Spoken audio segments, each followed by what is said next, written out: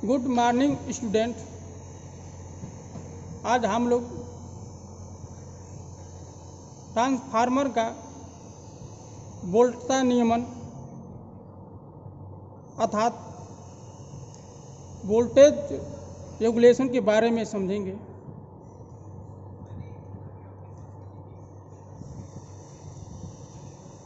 जब ट्रांसफार्मर पर प्राथमिक वोल्टता को स्थिर रखते हुए लोड दिया जाता है तो ट्रांसफार्मर की द्वितीयक टर्मिनल वोल्टता उसके आंतरिक प्रतिरोध तथा क्षरण प्रतिरोध के कारण कम होने लगती है। माना V02 शून्य लोड पर द्वितीयक टर्मिनल वोल्टता है तथा V2 फुल लोड पर द्वितीयक टर्मिनल वोल्टता है। शून्य लोड से फुल लोड तक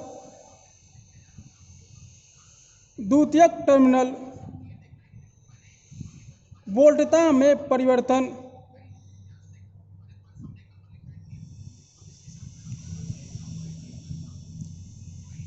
V02 माइनस V2 को V2 से भाग देने पर वोल्टता नियमन प्राप्त होता है।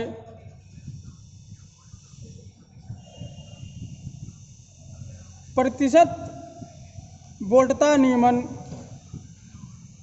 बराबर V02 माइनस V2 अपान V2 गुणे 100। वोल्टता नियमन की परिभाषा शून्य लोड से अर्थात नो लोड से फुल लोड तक वोल्टता परिवर्तन को फुल लोड वोल्टता से भाग देने पर प्राप्त संख्या ट्रांसफार्मर की वोल्टता नियमन कहलाता है।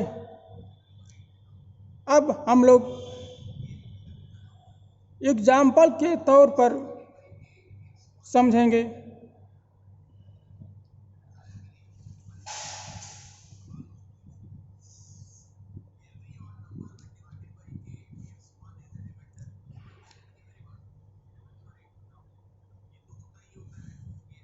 सौ kVA का ट्रांसफार्मर जो 11 kV से 440 वोल्ट में चेंज करता है। ट्रांसफार्मर का द्वितीयक वोल्टता पर नो लोड पर 426 वोल्ट, फुल लोड के स्थिति में पावर फैक्टर अर्थात शक्ति गुणांक 0.92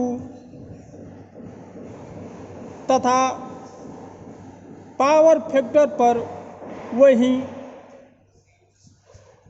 410 वोल्ट है। ट्रांसफार्मर का वोल्टता नियमन ज्ञात कीजिए।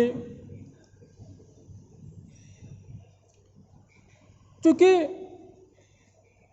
हम लोग सूत्र जानते हैं कि वोल्टेज रेगुलेशन अर्थात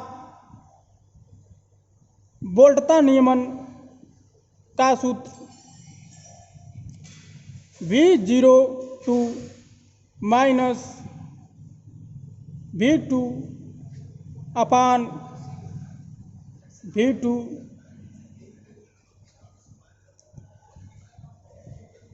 बराबर ये जो है सिर्फ वोल्टेज रेगुलेशन का सूत्र है। अगर मैं इसमें 100 से गुणा कर दूं तो प्रतिशत वोल्टेज रेगुलेशन आ जाएगा। ठीक उसी प्रकार मैं सभी का मान रखूँगा। V02 जिसके जगह पे 426, V2 की जगह पे -410 अपान 410।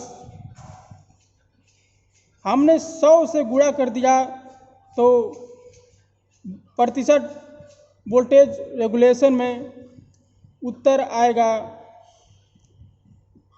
कैलकुलेशन करने के बाद 16 अपान 410 गुणे 100 बराबर 160 अपान 41। कैलकुलेशन करने के बाद 3.9% उत्तर आएगा। अब हम लोग दो एकल फेज ट्रांसफार्मरों का समानांतर प्रचालन अर्थात parallel operation of two single phase transformers के बारे में समझेंगे। ट्रांसफार्मरों के समानांतर प्रचालन की आवश्यकता।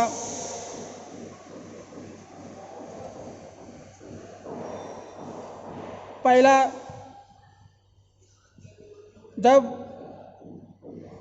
पावर की मांग बढ़ जाए तो दो अथवा अधिक ट्रांसफार्मरों का समानांतर प्रचालन किया जाता है। दूसरा, जब पावर की मांग घट जाए तो केवल आवश्यक ट्रांसफार्मरों को उनकी फुल लोड दक्षता के साथ चलाया जा सकता है। बाकी ट्रांसफार्मरों को स्विच ऑफ कर दिया जाता है और उनको सामान्य रख रखाव या सर्विसिंग के लिए भेज दिया जाता है।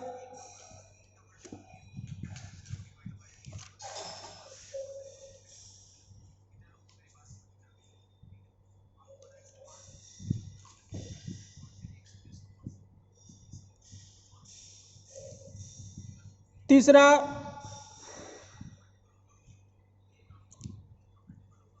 इस प्रकार ट्रांसफार्मर के प्रयोग की अवधि और दक्षता या इफिशिएंसी बढ़ जाती है और हानि कभी कभी आता है। चौथा, इस प्रकार पावर की विश्वसनीयता बढ़ जाता है, अर्थात यदि एक ट्रांसफार्मर खराब हो जाता है, अर्थात काम नहीं करता है, तो अन्य ट्रांसफार्मर कुछ लोड की मात्रा की आपूर्ति कर सकता है। 5 नंबर, बहुत बड़ा एकमात्र ट्रांसफार्मर बनाना आर्थिक दृष्टि से लाभदायक नहीं है, अतः 2 या 2 से अधिक ट्रांसफार्मरों का अधिकतम दक्षता के साथ समांतर में चलाना अधिक लाभदायक है। 6 नंबर, छोटे ट्रांसफार्मरों के रख रखाव की कार्य सूची बनाना आसान होता है, जिससे रख रखाव और रिपेयर पार्टों का खर्चा कम हो जाता है। अब हम लोग ट्रांसफार्मर की शर्तें जानेंगे कि ट्रांसफार्मर को समांतर में जोड़ने पर क्या क्या शर्तें होती हैं। पहला शर्त, सभी ट्रांसफार्मरों का वोल्टता अनुपात समान होना चाहिए। दूसरा शर्त, इनपुट वोल्टेज समान होना चाहिए। प्रति एकांक प्रतिबाधा, जिसे इम्पीडेंस कहते हैं, समान होना चाहिए।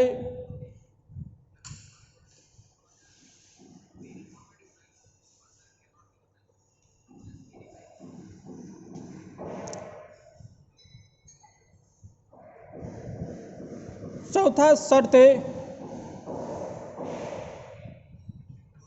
सभी ट्रांसफार्मरों का समान पोलैरिटी होना चाहिए।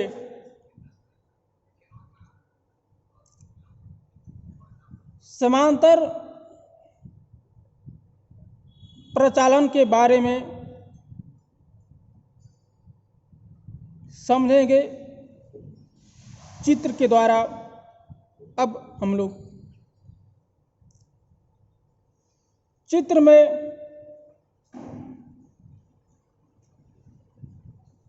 जो अब देख रहे हैं,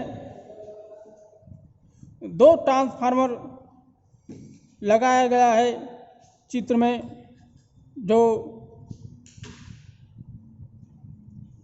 1 kVA दूसरा ट्रांसफार्मर जो T2 है वो भी 1 kVA का 250 वोल्ट से 100 वोल्ट में चेंज करने वाला ट्रांसफार्मर लगाया गया है।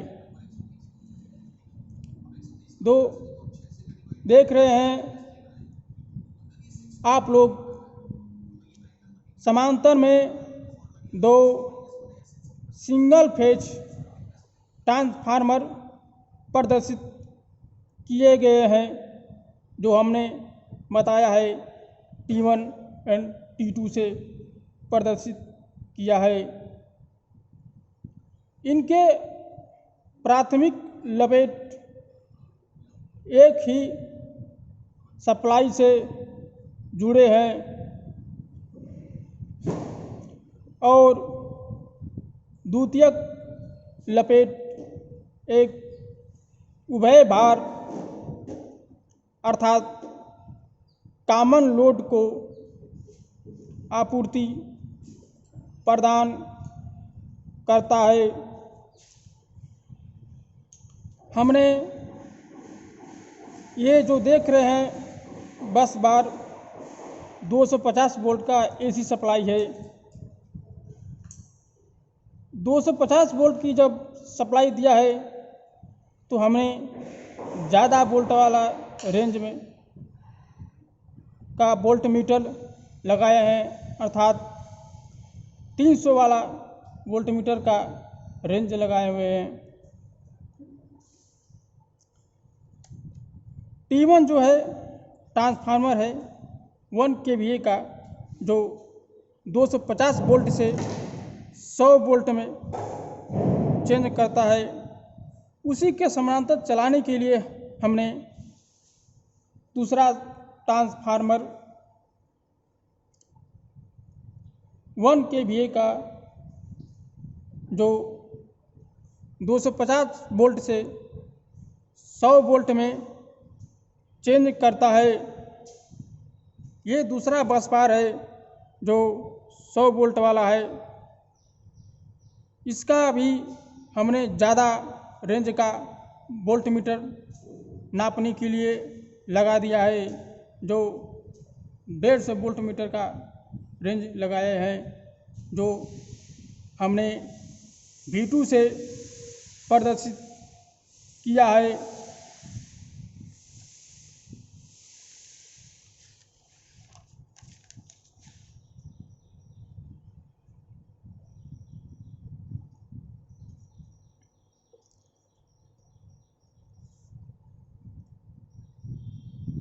समांतर में 2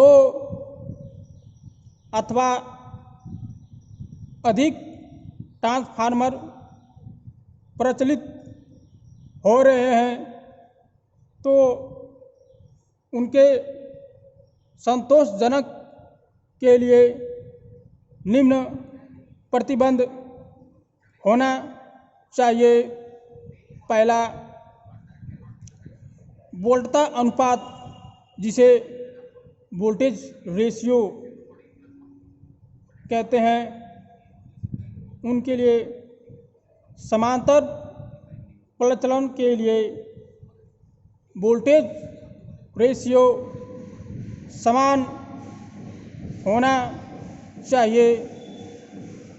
अगर वोल्टेज रेशियो अर्थात वोल्टता अनुपात समान न हो तो ट्रांसफार्मर के सेकेंडरी साइड अर्थात द्वितीयक पक्ष में एक परिसंचरण धारा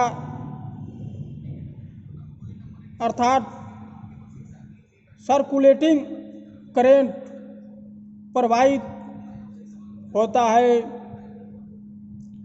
जिससे I² लॉस अर्थात हानि उत्पन्न कर सकता है।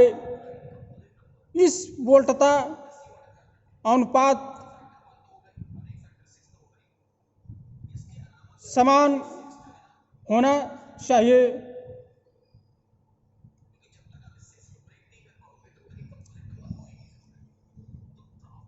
प्रतिबाधा अर्थात इम्पीडेंस दोनों ट्रांसफार्मर का प्रति एकांक प्रतिबाधा समान होना चाहिए। अगर दोनों ट्रांसफार्मर का प्रतिबाधा समान न हो तो एक ट्रांसफार्मर किसी और शक्ति गुणांक अर्थात पावर फैक्टर पर चलेगा।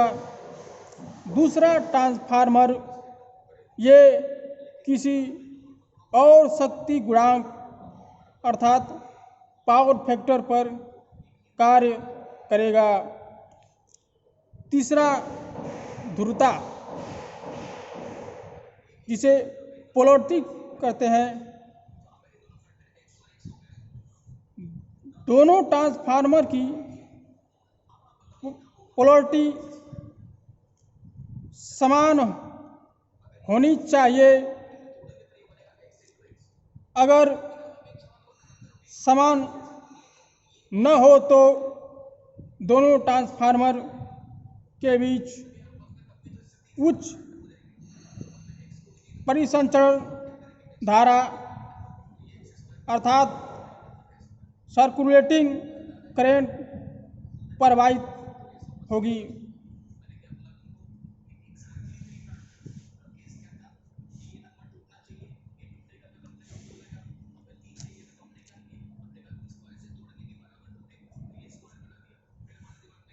ट्रांसफार्मर का श्रेणीबद्ध सिर्फ सेकेंडरी में प्रचलन।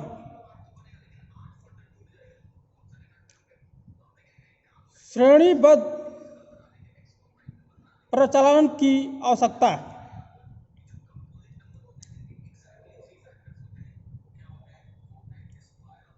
समांतर ट्रांसफार्मर कुछ मानक में ही समान इनपुट और आउटपुट सेकेंडरी वोल्टेज में उपलब्ध होता है, परंतु कुछ माध्यम मान जैसे 36 वोल्ट 48 वोल्ट विशेष उद्देश्य के लिए ट्रांसफार्मर के सेकेंडरी साइड को सीरीज अर्थात श्रेणी में प्रचालन की आवश्यक है। चित्र में दो समान ट्रांसफार्मर को श्रेणी क्रम में वनली सेकेंडरी साइड का प्रचालन दिखाया गया है।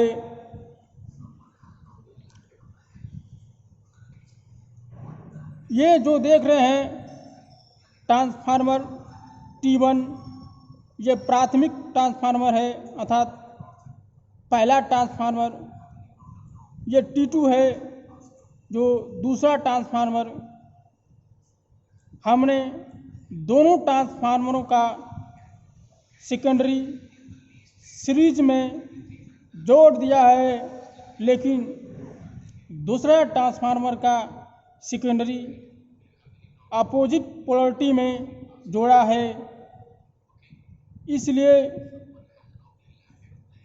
V1 V2 दोनों वोल्टेज आपस में डिफरेंस होगा अर्थात V1 माइनस V2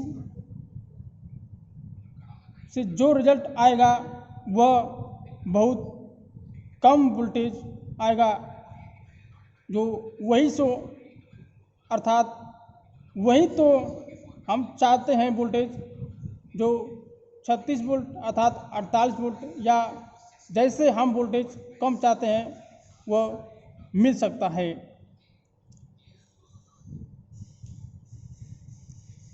सीढ़ी प्रचलन में यदि दोनों ट्रांसफार्मर का सेकेंडरी समान दृढ़ता से कनेक्ट कर दिया जाए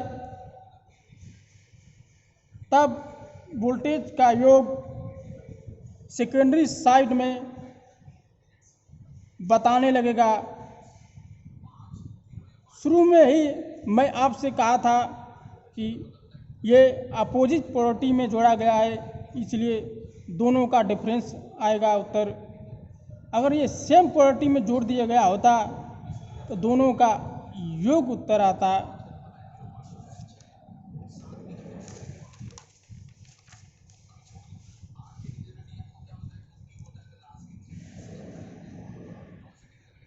अब हम लोग सावधानियां पढ़ेंगे कि सावधानियां क्या क्या होनी चाहिए। अगर सावधानियां को न देखा जाए तो हमारे साथ एक घटना घट सकती है। सावधानियां नंबर 1, दोनों ट्रांसफार्मर की सेकेंडरी का पोलैरिटी कनेक्शन सही तरीके से होना चाहिए अर्थात देख लेना चाहिए। हाथ में दस्ताना पहनकर कोई कार्य करना चाहिए। तीसरा, सभी सामान लेकर कार्यस्थल पर पहुंचना चाहिए।